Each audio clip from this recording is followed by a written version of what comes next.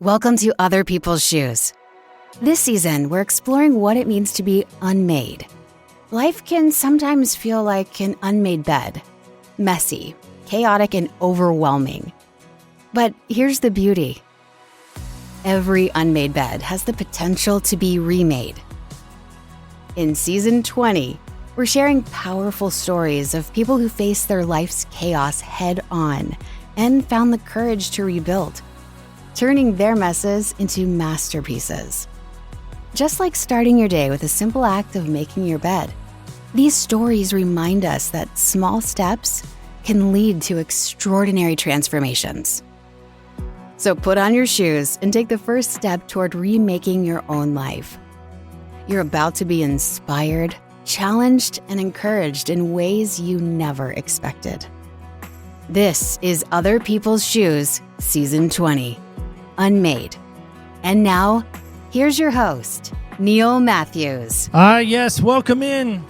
Other People's Shoes, Season 20. On the backside of Season 20 now, I say home stretch time because here we are. I loved home stretch time. I love it. As a runner, I miss the 200 home stretch time. For those non-runners, let me help you out. So in track, there's a thing called the 200. There's a corner, and you hit the corner, and then there's nothing but a straightaway, 100-meter straightaway. And you just run like there's people chasing you, as my father-in-law would say. Run like there's someone chasing you.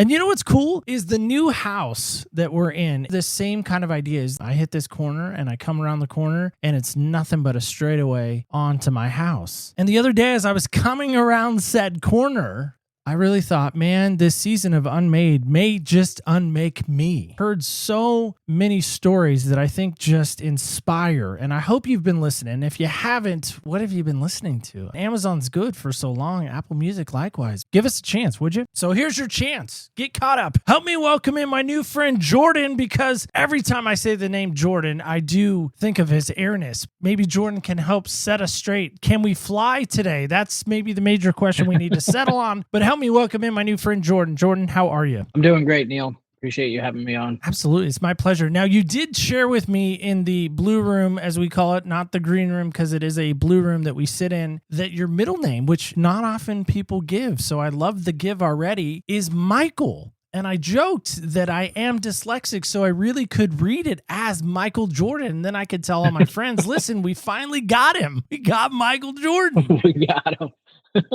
You got me. Not to be racist, you're white. Yep. Okay. And I'm not that tall. I'm like 5'7". So you're not like from North Carolina at guard 6'6". You're no, that's not how we're gonna introduce you. Also, no, not ever. That would be great. That would be great. 5'7" over here. 5'7", and a beard too. I mean, they'll see it in the photo. The beard is also what makes you more manly. Is that accurate or no? Oh yeah, I really started growing the beard out.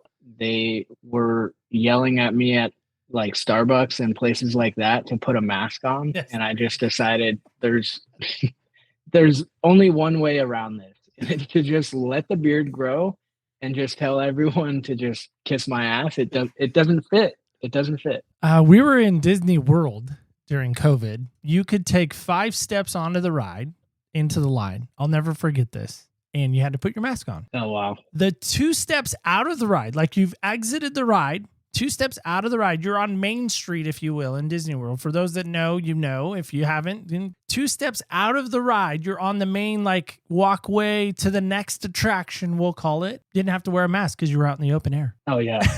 Oh yeah, all of it just completely didn't make sense. I can't even to me, even to this day, I'm like, why did we let them tell us that? And the we, I don't know who the we are, but I'm just gonna put them in the we category. A lot of us did it, that's for sure. I would fight it, obviously, in like 4 situations where I'm like with my family. Of course, if people started screaming, I would kind of fall in line. It really did get to a point to where I just like, my beard got long enough to where it would start falling off my face, and then I would just leave it off and not care to put it back on, you know? Yeah. Hopefully we've all learned from that situation and we all do not comply if that shit starts happening again. my God. Man, I hope so. Not to get political, but I hope so. Yeah. I'll end with this. I was working in a retail store called Spectrum. It was selling internet, television, cable television, and cell phone. And I had a really bad ear issue. This sounds weird to some. I had to go get pink eye drops for my ear to clear up the bacteria in my ear because it was so bad. This is gross. And for those that are grossed out by that stuff, I'm excited a little bit that you're getting grossed out right now. It was like pussy and oozy. It was really gross. Couldn't hear out of my left ear, quite literally. Could not hear. Was so clogged up with this mucus and gunk. So I'm wearing a mask. Well, by nature, I'm a lip reader. So I'm reading people's lips with the mask on. That didn't happen. I couldn't make it happen. I would like lean into people. I'm like, hi, what'd you say? I didn't hear you quite there. You did tell us not only your middle name, but your height. I really feel like we're getting to know you like on a very intimate, deep level. Now here's the deepest intimate level I think you can ever ask someone, and that's this. What size shoes do you wear by chance? Oh, I wear 8.5. Small feet too. I dream of the 8.5 size because when I go to buy shoes and I have a lot of them, the 8.5 always seem to be available. The 10.5s and the 11s all seem to be gone. So 8.5, I would love that. Sadly, no, I won't fit. And then my favorite question, which is the most important question that anyone will ever ask you, and that's this: is there a style or brand that you like more than another? I go with Nike. I like for whatever reason, I really like the Nike Huarache. No Jordans, even though you wear the name Jordan. Yeah, I don't have any Jordans. My oldest son, he's a big fan of the Jordan shoes. He's got a bunch. I want you to tell your son this. If you could carry this message on my behalf to him, would you be willing to do that? Oh, absolutely. Okay. So I have a pair of Jordan 11s. They actually sit over on the shelf. You can't see them because they're probably pretty far away. Those shoes came with me to North Carolina on a plane. I did not wear them on the plane. But when I got to North Carolina in Chapel Hill, I put them on. I went to the Dean Dome while wearing them. I watched the game in the Dean Dome in these shoes. I walked onto the floor, almost got arrested, tried to act like I was shooting a free throw, and they're like, get off the floor, you nut. And so these shoes, as soon as I got done at the game, I went and met some friends for lunch before I flew home, and I took the shoes off. And so they've never set foot on Oregon ground, only North Carolina ground, and they now sit on a shelf because I can't bear to wear them because I knew the last time I wore them would be in the Dean Smith Center. That's awesome. So your son might like that, and he also might think I'm crazy. Oh, yeah. So one of the two, I'm not sure, but we'll let him decide that, and you just report back to us and let us know what he thought of that. Onward and upward. I joked, and again, Green Room is so fun. One day I'll release all the stuff we talk about. Sometimes not, because it's just more fun to kind of keep people guessing. One of the things we did talk about was I know a little bit of your story, kind of on purpose, kind of I wanted to know more as you told it to me. I made the reference to my classic joke to tease somebody on is a your mom joke. And my daughter does it back to me now. And so my daughter will say, well, your mom, back to me, like your mom jokes. And, for a while it was funny. And then I, one day, just out of habit said, well, your mom, back to my daughter. My wife's like, what'd you say about me? And I was like, no, I meant 80. Wait, you are 80's mom. So that didn't really work. My classic, kind of backfired on you. Yeah, backfired totally. But my classic to get back to somebody or to zing somebody is something about your mom. It's like, that's what she said from The Office. But it's more like, well, your mom, blah, blah, blah. And for you, I feel like that would be bad. Why would that be bad? And why is that maybe leading to this unmade type moment for you in this moment, Jordan? For me, growing up, my mom quickly went from being like my best friend. I was the youngest of her 4 kids, always considered her baby. She would always give me a lot of like special treatment and a lot more love than obviously the other kids. Of course, she loved everyone. Just being the baby, I felt like she kind of treated me a little bit differently. As I started to get older, I just kind of saw her start slipping away. And, obviously being young, had no idea of her actually falling into drug addiction and alcoholism. I mean, that just quickly changed her into somebody that was absolutely unrecognizable. And, even at times she wouldn't recognize me or my siblings because she'd be so far gone with methamphetamine and alcohol and other crap. It was something for a long time that just really, really scarred me because I felt like I just didn't understand why my mom wasn't there. A lot of times, this all started happening when I was about 6, 7 years old, up until I mean, even now, the times where it was really affecting me was up until I was about 21, 20. She did a lot of things that were just the scariest things to be around, completely unexpected and kind of heartbreaking to watch. As I grew older, the anger inside of me grew. The way I took it out was always anger. I always tried to find an outlet to just release all the anger that I felt from her until I really learned how to understand that whole process and truly kind of forgive her for lack of being a mom when I needed her most. And I know for a lot of people, that's especially men, having their mom there is something that everyone wants to protect their mom. But when you're a kid and you can't protect your mom, it's one of the most heartbreaking things, I think. What do you wish your mom would have maybe known in those days about your anger? I wish she would have known where she was headed. I wish she would have known that the life that we have on this earth is long, but at the same time it's short. It goes quick. There's so many things that she missed out on. And obviously it's made me into the person that I am today. Can't really look at it like it's a bad thing anymore, because she definitely, through learning like what not to do, has helped me tremendously. But it took so much work to really get to that point. And it took me really going through it to get to where I'm at today. Do you like rap music? Yeah. Yeah, I like rap music.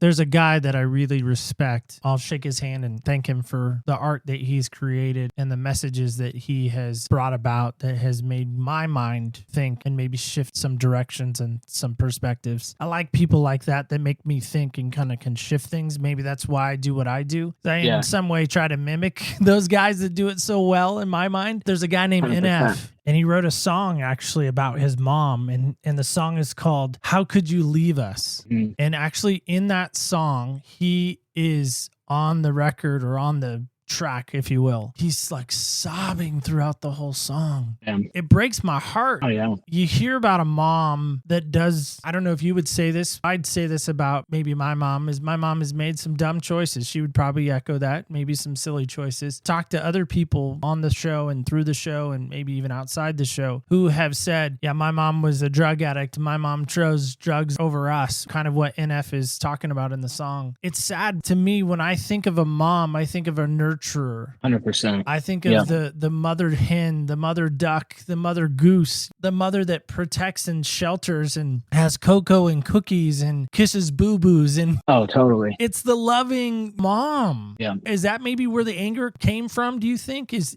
that you felt like mom was choosing habits and ways of life over Jordan and others? 100%. For me, I always wanted that. Of course, my mom was the first woman that I ever loved, truly. It caused so much complex feelings as a kid that I just could not understand, other than to want to hurt somebody, especially somebody that was being out of line towards me or anything like that. It would just trigger me immediately. And I would go through 17, 18-year-old, I'd be like punching holes through walls, headbutting holes through walls. I even headbutt a street light until I was like bleeding head to toe. Never really felt the pain. I'd already felt so much emotional pain. Physical pain just didn't bother me. I think one of the things too is, as a man, like you're saying, we all want that nurture of a mom to kind of have our backs and make us feel better when we're down. If the dad is the one that's the drug addict and gone, it also is hurtful, but it's a totally different type of pain, I feel like. I think you kind of can see that in how grown men, maybe 30, 40-year-old men, how they get emotional when they talk about their mom or their mom passing and stuff like that. A lot of men get, even the toughest man, arguably, people would say Goggins is one of the toughest people on earth. And if you watch a video of him talking about his mom, he'll break down, bawling, crying. All he wanted to do was protect her. And that's pretty much how I was. I just always wanted to protect my mom. I was too young to really be able to do that. From different random guys coming into the scene and pushing her further down that path of drug addiction and alcoholism. So much stuff. Me and my brothers, I was probably 10 years old, slashed this guy's tires that hit my mom in front of us, beat the shit out of him, kicked his door in. And I was 10 years old at the time. And thinking back on it now, it's like, Damn, that's some crazy stuff for a little 10-year-old to be doing. What do you think your mom showed you through her life experience that maybe made things seem okay or that maybe weren't okay? I heard the phrase years ago, more is caught than taught. It haunts me. It's kind of a shitty way to learn. Just seeing how badly drugs affected her and alcoholism affected her. I started drinking when I was 17. I only drank until I was like 20, 25, 26, and then completely quit drinking alcohol. I've been sober for 8.5 years. Just seeing the mistakes and the direction and like how far down alcohol and drugs took my mom, I feel like I learned a tremendous amount just from the pain of that, having to see it. It has truly made my life a lot better. And I've definitely become way better parent than I think I would have ever been if I hadn't had the mom that I have. Did drugs end up taking your mom, or what ended up happening with her? She's serving 17-year sentence in prison now for murder. And essentially what happened was and I don't know the whole story, from what I've been told and kind of read a little bit, is she was fighting with somebody else over drugs and somebody tried to get in between, and the person that got in between got put in a coma by my mom. And then eventually the family pulled the plug and she passed. So she got a murder charge for that. I've spoken to her a few times. Last year was kind of like my really eye-opening time where I felt a lot of growth. I felt a lot of clarity mentally from all of this type of stuff, that I wanted to kind of reconnect with my mom and just see where she was at, see if there was a chance that we could have some sort of relationship, even though she's in prison. Unfortunately, I had to remove myself from that situation. She's clearly still doing drugs in jail. I need to be the dad that I need to be for my kids and the husband that I need to be for my wife. And because of that, mentally, I'm not going to subject myself to somebody that's just trying to take advantage of me for drug money. That's hard, I bet. It was definitely really hard for initially when I had to make that decision. Looking back on it now, is I pray for her. I pray that God shines his light on her and kind of opens her heart and mind to the idea of getting sober and staying sober. But I think where she's at now is if she got out today, she'd be back in there tomorrow. And it's just, she's kind of lost in that way. And it's unfortunate that I have the priorities that I have now. And I think I would be passing on her pain if I continued to let it affect me, travel through me into my family that I have now. So I'm just very grateful for the lessons that I've kind of learned from her. Grateful for the family that I have today. Jordan, if you were to put your life out on a piece of paper, like a spectrum, all the bad that Jordan's done and all the good, we'll include the good too, and maybe all the people you've interacted with, and we start kind of filling in some lines, like it was the math teacher, it was the coach, so-and-so and so-and-so and so-and-so, and we just start filling in all the names of people you've had, we'll call them relationships or interactions with, more than just a, hey, I passed you in Costco, hey, how you doing, I bumped into you at the register. Who would you say has been the hardest relationship to forgive? Definitely my mom. Definitely my mom. I think the other part that did make it so difficult to forgive her was I may have gotten through it. I have 3 older siblings too, and 2 of my older siblings have gotten through it, but I have one older sibling that is still struggling to this day tremendously with alcohol and drug abuse. He's 1.5 years older than me, and it's a heartbreaking thing to know and see, and I wish he would kind of see what he could have learned, how me and my other siblings have. Unfortunately, we can't go through it for him. He's got to go through it himself, and that's the main thing. This would be a really tacky joke on my part, is anytime I want to watch the Dallas Cowboys, which is one of your favorite teams, I sometimes want to drink. So is that a poor taste in my humor? No, that's hilarious. Yeah, I've definitely punched a hole in the wall because of the Cowboys. Come on. That was a long time. I was like 19 at the time. When they fumbled the snap to Seattle? That was a good field goal. That was a good game. That was definitely worth punching the wall over. Do you find it hard to watch sports now without a beverage? No, not at all. I'm so far from that point. I don't even drink soda anymore. I haven't had soda in 3 years, 4 years. Alcohol to me is a spirit that we welcome into our soul, takes over your soul and makes you do things that you completely regret and you don't even remember doing. And the most pointless thing for me is apologizing for something you don't even remember. I used to do that a ton and I would feel so much regret in my heart. I didn't even remember what I was apologizing for. And it just killed me every time. It was just like the most frustrating, demoralizing feelings of, did I do that? Well, shit. Yeah, they got video of it. What an idiot. I do not sit in a chair or a seat of judgment, for the record. No, you're good. My brother-in-law, who built this studio room that I'm in, turned 21, and I was 23 at the time. A customer, I was working at Quiznos, so this really dates the story. I was managing a Quiznos restaurant, little sandwich shop for those that remember. I had a customer, actually, very good customer. He'd come in like every Tuesday or something. I mean, just like clockwork. And his name was Mike. He said, "Oh, Neil, you're going out tonight?" I said, "Yeah, my brother-in-law's turned 21. We're gonna take him out." He said, "Don't eat anything the rest of the day. If you had anything yet?" And I go, no, I haven't had anything yet. And he goes, "Don't eat anything the rest of the day. Just go out, just empty stomach." And I'm dumb. I am so dumb. I am so naive. I never drank in high school. I had no real experience with alcohol. And I did. I did exactly what he suggested. That was dumb advice, by the way. Stupid advice.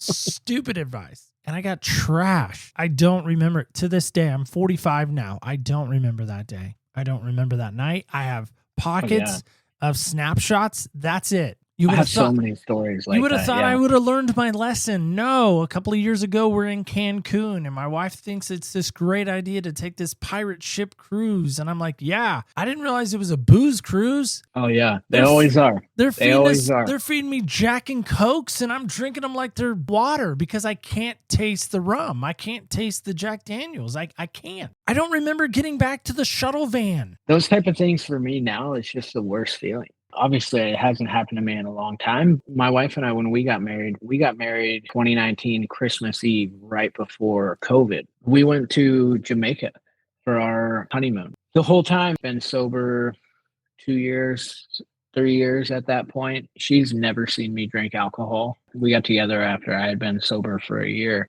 We go there and she drinks. I don't have a problem with that. I don't agree with it. It's not something that I want her to do, and I'm not going to push her to do it. But at the same time, I'm not going to pass judgment on her for not having the same type of feelings towards it that I do. Places where you can get all you can eat, all you can drink the whole time. And she enjoyed her dirty martinis the whole time. And I had virgin strawberry daiquiris the whole time.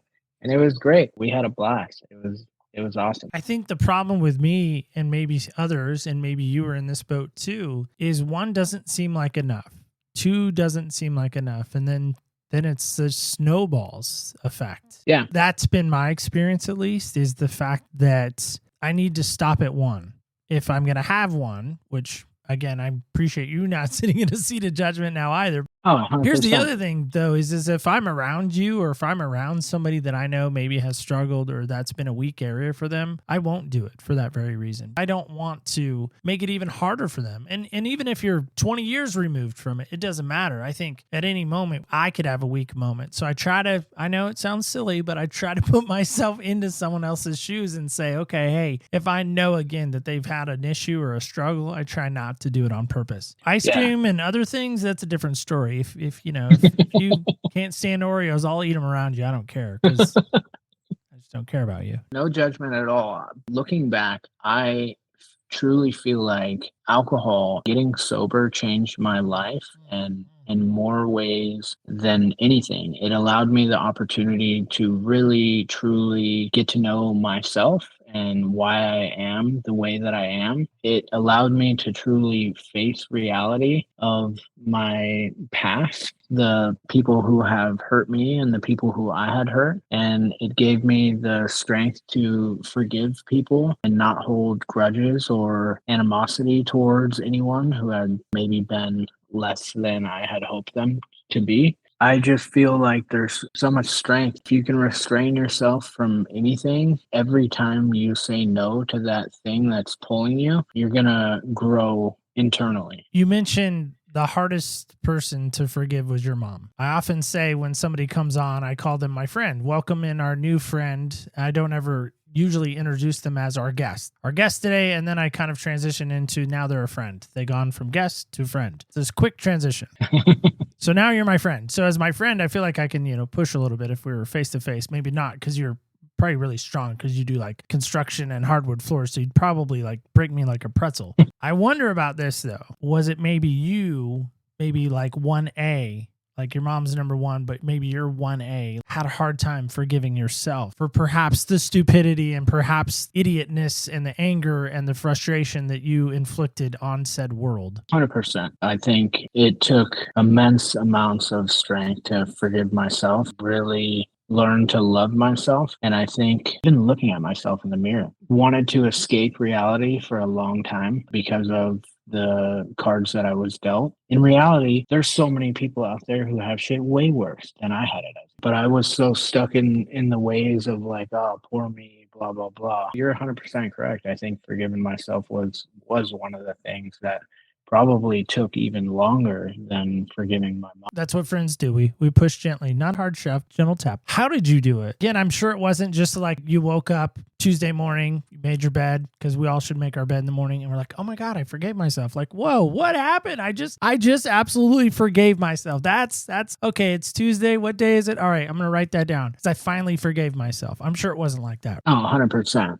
So for me, I continuously, like even after I got sober, I continuously had really dark times mentally where I just didn't care. I didn't want to exist. I didn't want to be around, and I didn't feel love from anyone, especially myself. And just looking in the mirror was like pain to me. I eventually got to the point to where I was like starving myself, got down to like 140 pounds. It all just kind of clicked.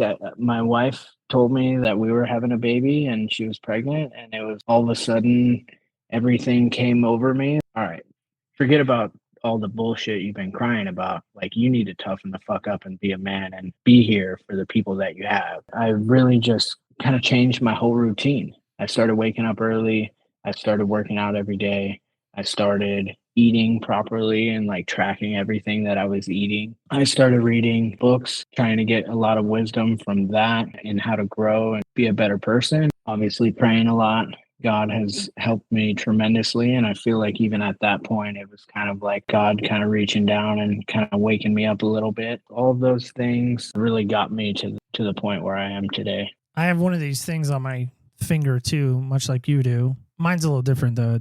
It's light blue because, well, it has to be. There are so many times when life just seems to suck. I mean, there's no other way to put it. It just sometimes sucks. Yep. As a dude who struggles sometimes with being loved and being seen and being heard and feeling accepted even, stop me if any of this doesn't sound like you. Okay. Just say, hey, Totally. No, Neil, that's not me. Has used addictions, whether it be porn, whether it be alcohol, whether it be fame, whether it be notoriety. 1, 2, 3, look at me. We talked preliminarily, like Dion's my favorite cowboy. One of the reasons why is you always knew where Dion was on the field. You had to account for him.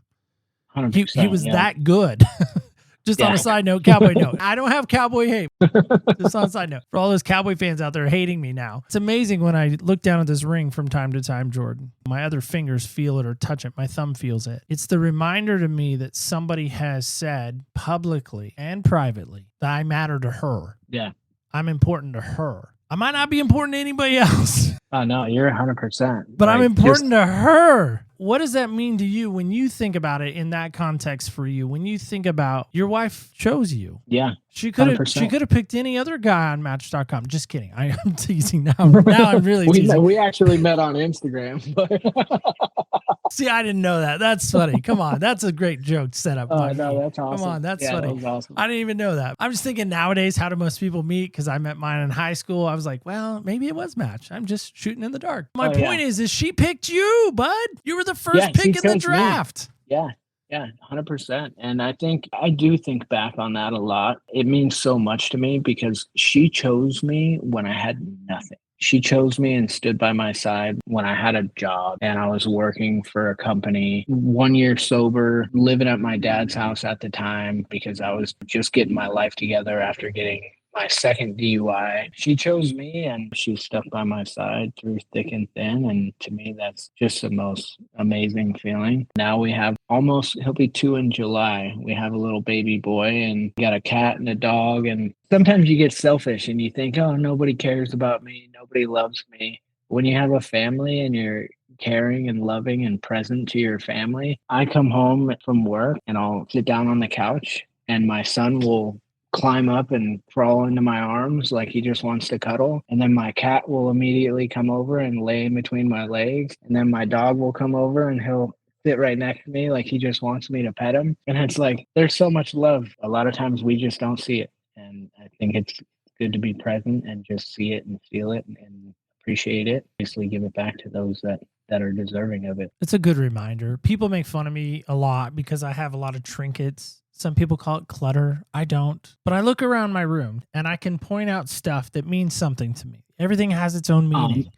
I'm the same way. I'm a meaning guy. I don't have things just to have things. They all have significant meaning to me. And I think that's what I hear in your story. Perhaps. Yeah. Maybe I'm totally wrong. Is that you walked through a lot of times not feeling seen, not feeling important, not feeling loved. And then this girl comes along and just rocks your world in an amazing way. And again, I'm sure she was just part of the journey. You had to take some steps too to be there. What I hear you say is, again, for so long, playing on your name a little bit, you were grounded, wallowing around. And then you put on some Air Jordans and you took flight. Oh, yeah. You know, and that's what I love about what you're saying. So if we could go back in time and you could just have maybe a moment with your mom. You get to pick that moment. Maybe it's a Christmas. Maybe it was a birthday she missed. Maybe it was a soccer game. Maybe it was a football game. Who knows? Hopefully you didn't play soccer. Hopefully you didn't. If you did, it's fine. I mean, my mom was He was my soccer coach. Oh, man, I'm just stepping into it left and right. No, I did play football. Okay, I was like, dude, you look like a football player. Come on. Yeah, first sport I ever played was soccer. Okay.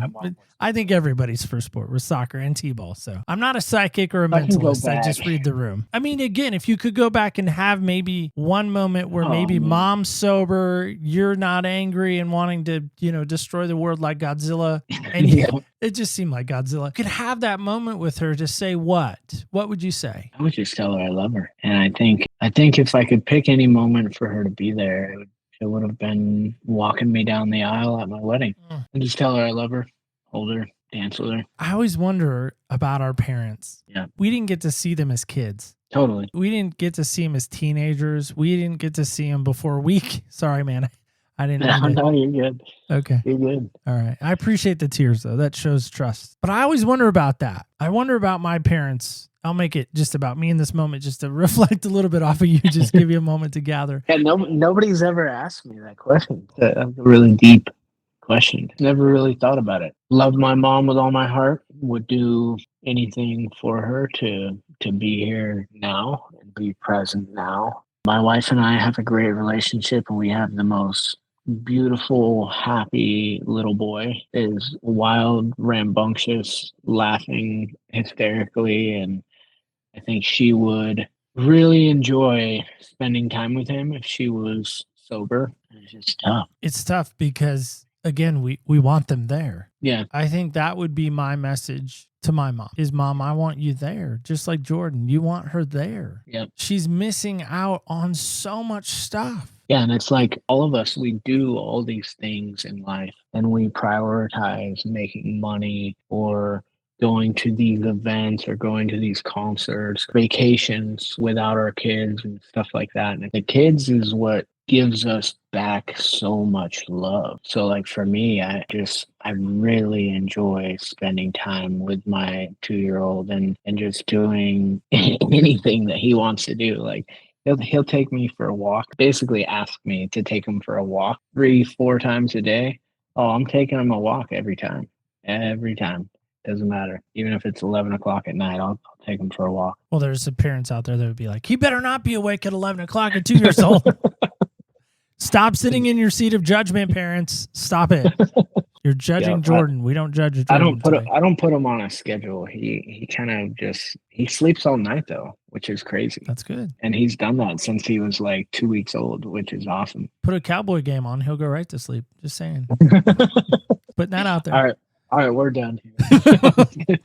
I had to get like 5 cowboy jokes in. Come on. When I see the Dallas Star, my granny, my dad's mother, who loved me, saw me, valued me, I would spend my summers with her in Coos Bay, Oregon, and I would mute the TV and I would do the play-by-play. Oh, that's awesome. That's what I wanted to be. So I'd practice. I'd write out all the rosters. I'd write out all the player names. And by the way, I said them correctly. So those with hard names, stop throwing your rocks.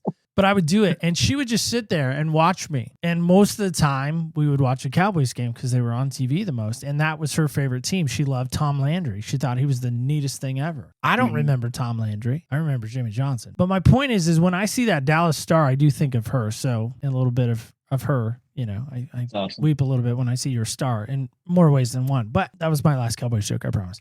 But Jordan, help me with this, because if somebody's hearing you right now and they're in your shoes, they're in those 8.5s, non-Jordan shoes, and they're hearing you and they're saying, man, okay, if Jordan can forgive his mom, can I really forgive my mom for all the bad, all the garbage, all the junk? And your advice and maybe counsel, not that you're an expert or a doctor or whatever, you're just a dude from Texas. You're an important dude from Texas, but what would be your answer or counsel to them would be what? I would say 100% that forgiveness is your strength. It doesn't necessarily mean that you have to welcome them back into your life with open arms. Holding on to a grudge is only affecting you. You got to be willing to find the forgiveness I have worked so hard on. Truly set your spirit free and your heart free from the pain of the past. That's amazing. Love that. Well, Jordan, how can people connect with you if they're wanting to know more about all things Jordan? What's the best way? And is there a social media of choice you love to hang out on? Yeah, so I'm typically on Instagram. My handle is one.contract.flooring. Consistently posting daily workouts to try and help inspire people to kind of get fitness into their life. I think that's one of the most important things for me. Not even necessarily looks wise, it's for your mental. There's nothing that really raises my vibration like a good workout. And when I can do that, I can give that higher version of myself to the people around me instead of looking at myself negatively in the mirror and negative thoughts continue. Instagram, one.contract.flooring. Reach out. Love to hear from you. It's interesting that you're into flooring and fitness. Have you ever made the correlation between the two? The main thing for me with getting into the fitness, and I also coach people on mindset, fitness, and nutrition. The main reason why I kind of got into the fitness stuff was because I saw how mentally draining construction was, and how many people had kind of the same feelings. A lot of people have just focused so much on the work that they've completely neglected their own personal health. They're constantly working, so they got to eat fast food. They're constantly working, so they can't spend time with their kids. They're constantly working, so they don't have time to work out. For me, prioritizing eating right and working out every day has really uplifted me to where bigger and better job opportunities have come my way. Being able to just inspire people to change their eating habits so that they can stay in the work and doing the labor or doing the job that they enjoy so much instead of looking at it like it's a job. And it just makes everything so much easier. If you're practicing lifting every day and you're able to squat more, you're able to lift more with your arms, then when you're out working a construction manual labor type job, it's not breaking your back to pick something up and move it. But if you don't work out those muscles every day, and then one day a week you're going to move that heavy object, could throw your back out and then be out of work for 3-4 months, that's going to affect you tremendously. So I go back to my question. Have you ever made the correlation between flooring and fitness? I have an idea here. What do you think? Yeah. Where do you think I'm going? We'll play a game for a second. I'm not sure. Let's see. I look at it as if I don't have a good foundation or a good flooring. Oh yeah, it's all in the prep. If if you don't have my good life is a prep, mess, right? yeah, 100%. If the preparation is not done properly, your floor is going to be buckling all out of whack, and nobody's going to enjoy the look of it, you know? I want to get into fitness only because I want to get a new pair of shoes. Is that a good reason to get into fitness or a horrible reason? Any reason to get into fitness is going to be something that I'm going to welcome here. New shoes, hell yeah. Get the new shoes. Fair enough. Get out there running. Running was really where I started, and I hated it too. Running is a great way to raise your vibration and just push yourself. And I think we're all so capable of doing so much in the world that we really limit our capabilities by putting these tasks, like you just, as soon as I mentioned running, you kind of looked at it like, oh God, you know. And I used to do the same, but we put these small tasks on a pedestal. And if what we want to do mentally is like stack wins. So if you go for that run, you're already going to stack a win. You make your bed in the morning, you're stacking a win. You do your workout, you're stacking a win. And you do all these things, you read your book, you're stacking a win. You journal, you're stacking a win. And everything leads up to, by the time you get to your job or your company or whatever you're focused on that day, you already have 10 wins stacked. Once that first loss comes, you're able to man up to it and handle it at such a better place than only having a loss. Jordan, if you only knew, I was a 3,000, 1,500 meter runner in high school. Oh, wow. When I turned 30, I tried to work out with my wife. So this is roughly about 15 years ago. And we did one Jillian Michaels DVD. That's how long ago it was. DVD workout. One. And I was like, this sucks. Maybe my favorite word. And I said, I'm going to go for a run. And my wife goes, you haven't run since 1999, maybe 2000. I said, you're right. I'm going to start. And I found a local race in the area. It was a Shamrock run. So it was around March. And it was a 4-mile run. And I thought, I'm going to train for that. And I'm going to go run that. And I did. And I did a horrible time, and it was bad, and I didn't have headphones, and I had trained in headphones and the whole thing. Well, that started a running journey. I have a lot of medals and ribbons and all kinds of stuff over here. Again, mementos, right? Because I'm about mementos. Yep. And I have a shoebox somewhere in here of all my race bibs because I kept all the numbers because, again, memories and mementos. So I love to run. And then I bought this microphone. And then I bought this podcast, Rodecaster Pro. And in 6 years, I haven't run since. So I blame my show for the reason why I don't run. I do. I truly miss running. When I was running, that's when I felt like my brain could process all of my thoughts and organize them and put them in a nice little order. And then when I would go to podcast, it actually made podcasting, for me at least, easier. All of my thoughts were funneled down better. 100%. We gotta get you running again. I know. Everyone says that. My cat showing me she loves me. Yeah, there's the cat. Oh, there's the kitty. Well, let's play our game. And then last thought goes to you again, man. Thanks for being here today. We really appreciate you. But again, I just want to say thanks for being here, man. Appreciate you so much. Appreciate you having me on. All right, let's play our game. It's called Heel Hustle. Zach, take it away. It's now that time in the show to play the fastest growing game in the podcast world. We call it Heel Hustle. Today our guest will try to answer all 6 of these questions in 60 seconds or less to win an Amazon gift card. Amazon not responsible for this commercial spot, nor did they pay to let us use their name. Audience, feel free to play at home. Are you ready? Let's put 60 seconds on that clock. Ready, set, hustle! The game begins in 3, 2, 1. All right, Jordan, here we go. 60 seconds. One person you would trade places with for a week. Emmett Smith. Emmett Smith? Emmett Smith. Nice. 100%. Guilty pleasure. Ice cream. Sames. Best compliment you've ever received.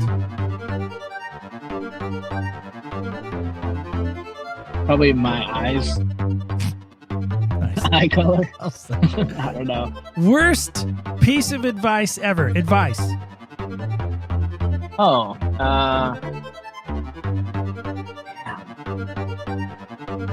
don't go into business for yourself. It's hard.